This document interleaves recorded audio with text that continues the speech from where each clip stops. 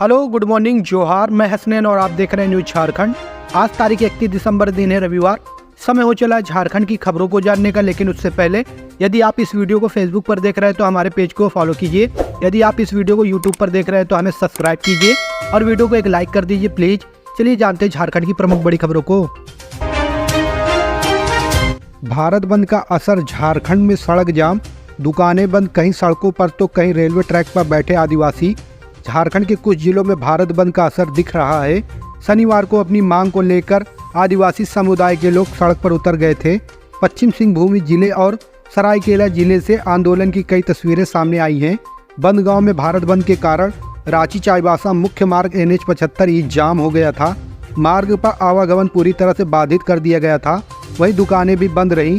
इधर सरायकेला खरसावां जिले के चांडिल रेलवे स्टेशन के पास सैकड़ों संथाल समुदाय के महिला पुरुष सिकली फाटक के पास बैठ गए थे।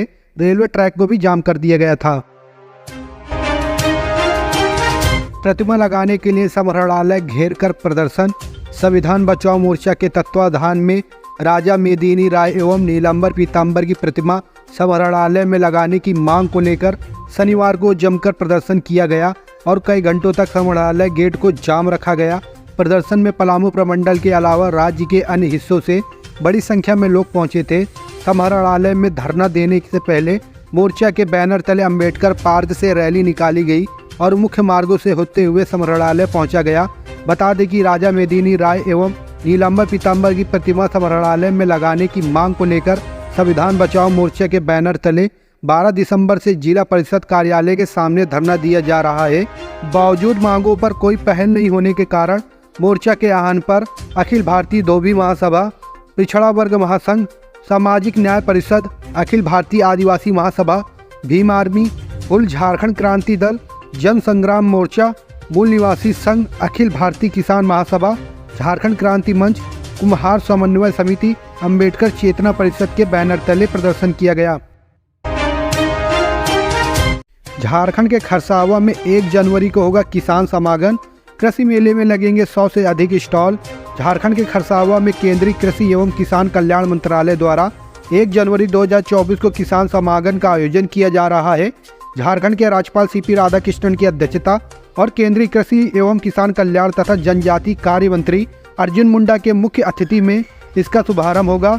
मेले में कृषि एवं समृद्ध क्षेत्र से जुड़े सरकारी विभागों, निजी संस्थानों, स्टार्टअप आदि द्वारा 100 से अधिक स्टॉल लगाए जाएंगे। ये किसानों के साथ ही खेती किसानी क्षेत्र से जुड़े अन्य लोगों के लिए ज्ञानवर्धक और प्रेरणादायी होंगे।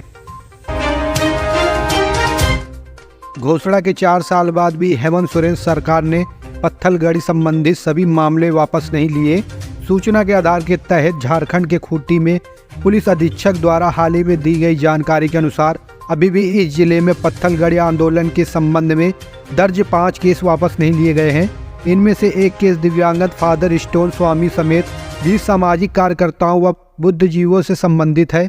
झारखंड जन अधिकार महासभा की ओर से इस संबंध में जारी एक विज्ञप्ति में कहा गया है कि वर्तमान RTI के जवाब के अनुसार राज्य की हेमंत सोरेन सरकार के कार्यकाल में भी मार्च 2020 में खूंटी में एक और पत्थलगड़ी संबंधित मामला दर्ज किया गया था। झारखंड के युवाओं को बांट रहा 1932 का खतियान, राजीव रंजन।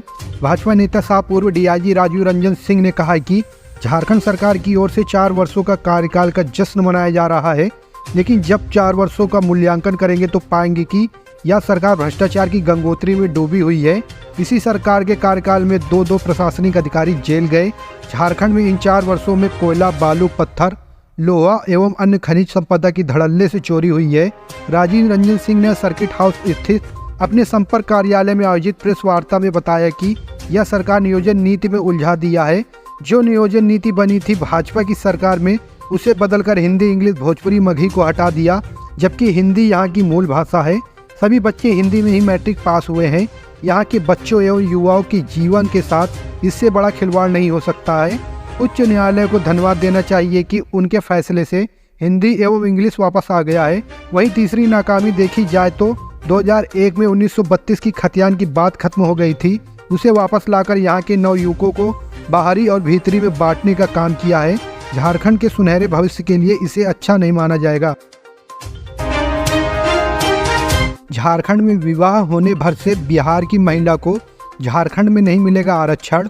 किसी व्यक्ति का जो मूल राज्य है उसी राज्य में उसे आरक्षण का लाभ मिलेगा। आरक्षित श्रेणी की किसी महिला की शादी यदि दूसरे राज्य में हुई है तो उसे दूसरे राज्य में आरक्षण का लाभ नहीं मिल सकता।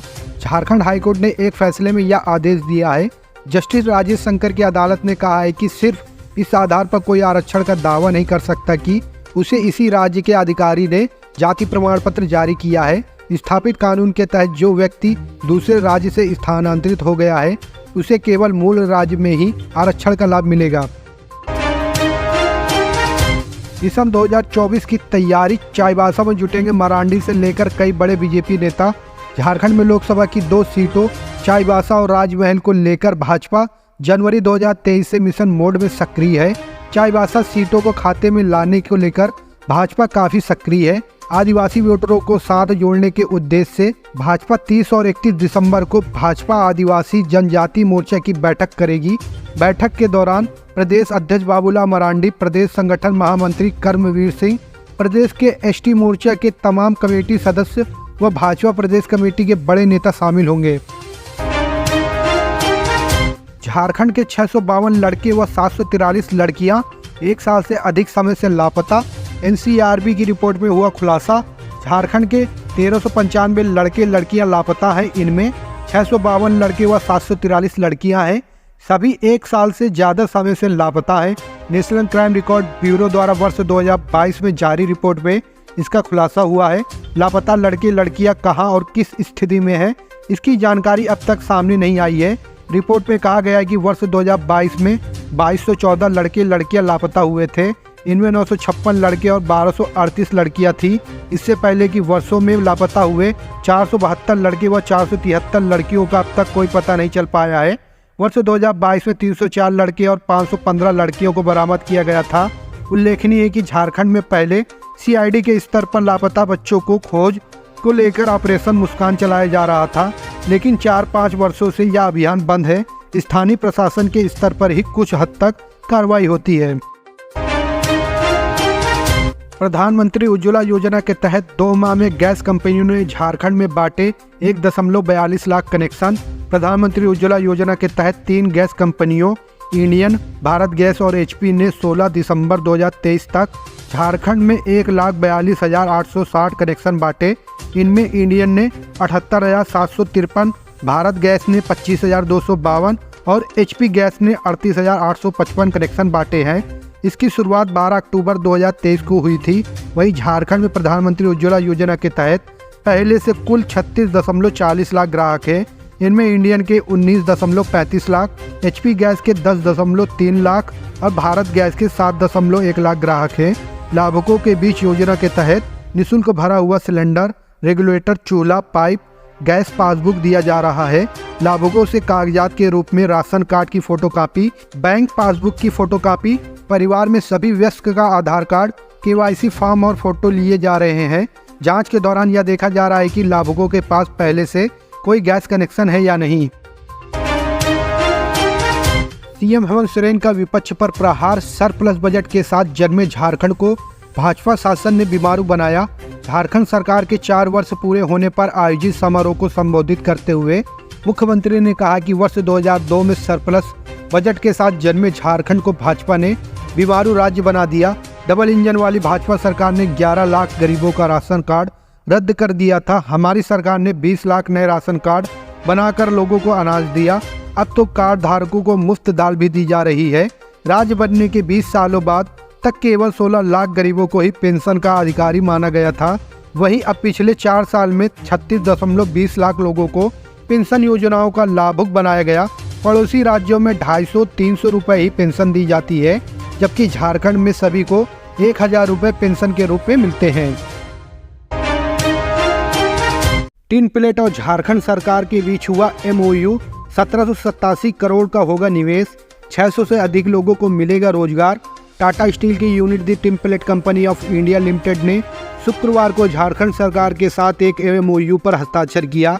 रांची में आयोजित कार्यक्रम में आधिकारिक तौर पर समझौते पर हस्ताक्षर हुआ। एमओयू के तहत कंपनी झारखंड में लगभग 1787 करोड़ रुपए का निवेश करेगी। जमशेदपुर में अत्याधुनिक क्षमता वाले 3 लाख टन प्रति वर्ष मैन्युफैक्चरिंग का लक्ष्य रखा गया है। कंपनी का विस्तारीकरण प्रोजेक्ट वर्ष 2026 में पूरा हो किया जाएगा। टिन प्लेट कंपनी के प्रबंध निदेशक RN मूर्ति और उद्योग सचिव जितेंद्र कुमार सिंह ने समझौते पर हस्ताक्षर किया। विस्तारीकरण परियोजना के तहत 600 से अधिक प्रत्यक्ष और अप्रत्यक्ष लोगों को रोजगार उपलब्ध होगा। कंपनी के MD RN मूर्ति ने समझौते के बाद कहा कि जमशेदपुर और झारखंड के आर्थिक विकास में मदद मिलेगी। चतरा पुलिस की बड़ी कार्रवाई, TSPC का एरिया कमांडर समेत 2 गिरफ्तार, भारी मात्रा में हथियार जब्त। चतरा जिला पुलिस ने प्रतिबंधित उग्रवादी संगठन तृतीय सम्मेलन प्रस्तुति कमेटी के एरिया कमांडर नीरज गच्छू उर्फ जयमंगल व सक्रिय सदस्य धनेश्वर करमाली उर्फ ढेला उर्फ DK को गिरफ्तार कर लिया है।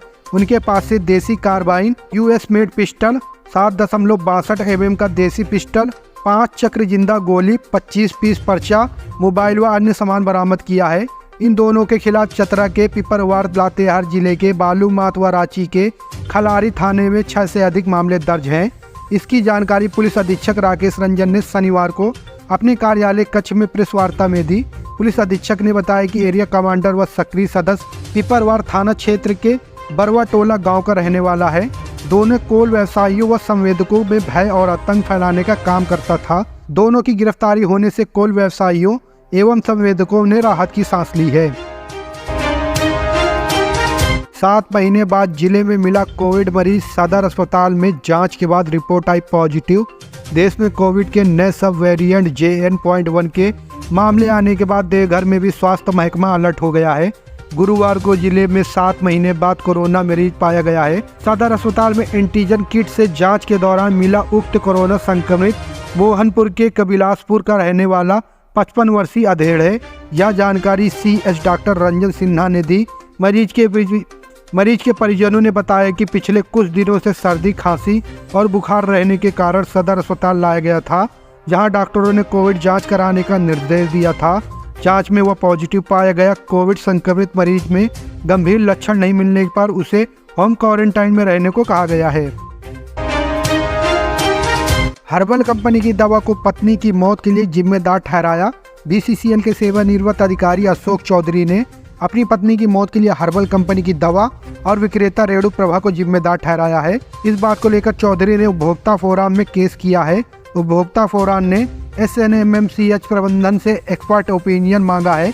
चौधरी के अनुसार उसकी पत्नी दिल की मरीज थी, घुटने में दर्द की भी शिकायत रहती थी। प्रभा वेलनेस सेंटर की संचालिका रेणु प्रभा पर आरोप लगाया गया कि सोशल मीडिया के माध्यम से पत्नी को झांसे में लिया और उन्हें हर्बल दवा खिलाने लगी, जिससे उन्हें दिल का दौरा आया और 19 अगस्त 2022 को उनकी मौत हो गई। घटना के बाद चौधरी ने मामले की उपभोक्ता में शिकायत की। शिकायत में उन्होंने रेणु प्रभा और हर्बल दवा को मौत के लिए जिम्मेदार ठहराया है। चौधरी का कहना है कि दवा बेचना और मुनाफा कमाने के लिए रेणु प्रभा महिलाओं को गुमराह करती है। PM मोदी ने राम मंदिर के उद्घाटन से पहले क्यों कहा 22 जनवरी को अयोध्या न आए। प्रधानमंत्री नरेंद्र मोदी शनिवार को अयोध्या पहुंचे। इस दौरान 15,700 करोड़ की योजनाओं का लोकार्पण और शिलान्यास किया।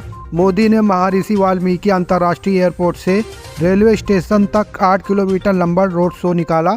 मोदी ने लोगों से अपील करते हुए कहा कि ये ऐतिहासिक क्षण बहुत भाग्य से हम सभी के जीवन में आया है। हमें देश के लिए नव संकल्प लेना है, खुद को नई ऊर्जा से भरना है। इसके लिए आप सभी 140 करोड़ देशवासी 22 जनवरी को अपने घरों में श्री राम ज्योति जलाएं, दीपावली मनाएं। मेरे सभी देशवासियों से मेरी एक करबद्ध प्रार्थना है। हर किसी की इच्छा है कि 22 जनवरी को आयोजन का हिस्सा बनने के लिए वे स्वयं अयोध्या आए, लेकिन आप सभी जानते हैं कि हर किसी का आना संभव नहीं है। इसलिए सभी राम भक्तों से मेरा आग्रह है कि 22 जनवरी को एक बार फिर विधि पूर्वक कार्यक्रम हो जाने के बाद अपनी सुविधा के अनुसार वे अयोध्या आए। अयोध्या आने का मन 22 जनवरी को न बनाए। आज मेरा एक और आग्रह अयोध्या के भाई बहनों से भी है। अब देश दुनिया के लोग लगातार हर रोज अयोध्या आते रहेंगे और ये सिलसिला अब अनंत काल तक चलेगा।